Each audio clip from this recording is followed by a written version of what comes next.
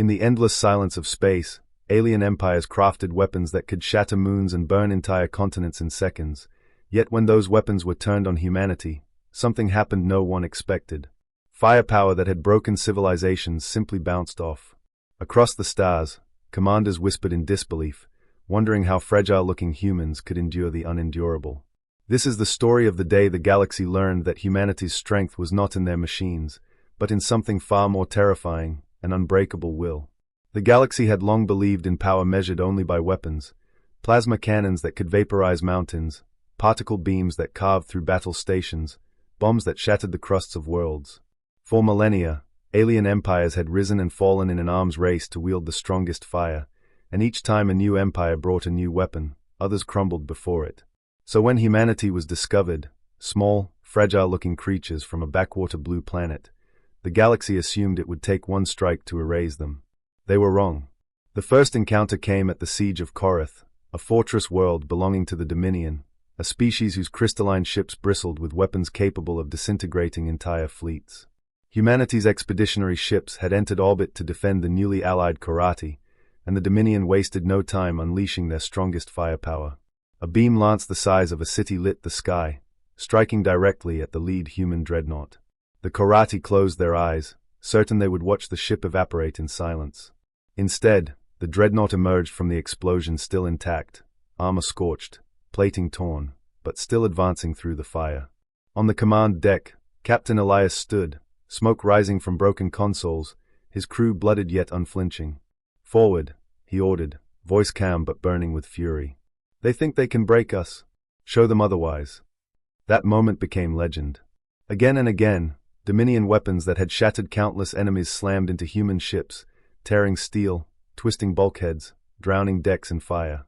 Yet the humans fought on, crawling through smoke-choked corridors, sealing hull breaches with their own bodies, dragging comrades out of flames, and returning to their posts even when wounded. They did not surrender, even when plasma burned through their armor and filled their lungs with smoke. The Korathi commanders could only stare in awe. Every other species, when hit with such destruction, broke, ships abandoned, crews fleeing. But the humans did not retreat. They bled, but they kept moving forward, and in the Dominion war logs, one phrase was repeated over and over: their ships refused to die. Their soldiers refused to fall. Their spirit cannot be measured. The galaxy tried to rationalize it at first. Perhaps human technology was advanced in ways unseen. Perhaps their armor was made of a material the Dominion had not accounted for. But the truth was simpler, and far more terrifying. It was not technology that kept humans standing. It was willpower. At the Battle of Drexo's Prime, entire human battalions fought for 6 days without resupply, under orbital bombardment so heavy it cracked the surface of the planet. Alien commanders watched in disbelief as humans crawled out from collapsed bunkers, burned and broken, yet still carrying their weapons. They fought with rifles until the rifles melted, then with blades, then with their fists and teeth. One Drexy officer recorded in horror, "We dropped enough fire to erase a continent, yet when the smoke cleared, they charged at us, screaming as if pain was their fuel." In council chambers across the stars, whispers grew louder. The strongest alien weapons could kill humans, but never stop them. They would endure wounds that should have ended their lives. They would crawl through fire that should have erased them. They would rise from ruins, their eyes blazing with something no calculation could measure.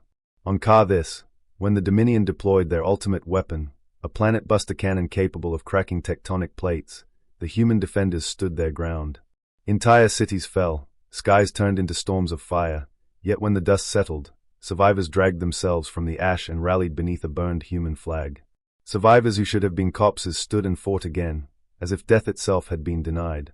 Admiral Kayla of the Dominion, watching from orbit, whispered the words that spread like wildfire across the galaxy. "We thought their strength was in their weapons. It is not. Their strength is in their refusal to break." By then, it was too late to undo the fear. Human soldiers became a nightmare in the minds of alien generals, creatures who marched into plasma storms and emerged scarred but alive, who laughed in the face of artillery barrages, who fought even after losing limbs, tearing at enemies with bare hands while blood ran like rivers.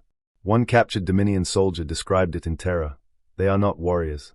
They are disasters made flesh. You can destroy their bodies, but never their will. They fight like death itself cannot claim them." And humanity embraced that reputation. Where others fled from the strongest weapons, humans advanced. Where others surrendered under the weight of annihilation, humans grew sharper, angrier, unstoppable. They turned their scars into banners of defiance, their pain into fuel, their survival into victory. At last, when the Dominion fleet shattered, when their weapons were silent, when their generals knelt before human soldiers with eyes wide in disbelief, the galaxy understood. The most powerful alien weapons could destroy ships, burn cities, tear flesh, but they could never break humanity. Humanity was more than a species. Humanity was a storm, a fire that burned hotter the more it was struck, a force that turned every wound into rage, every scar into defiance. And in the silence after the Dominion's fall, the galaxy trembled with a single realization. Against humanity, there was no weapon strong enough, no fire hot enough, no devastation great enough to force them to kneel. Because humans would rather die on their feet than ever live on their knees.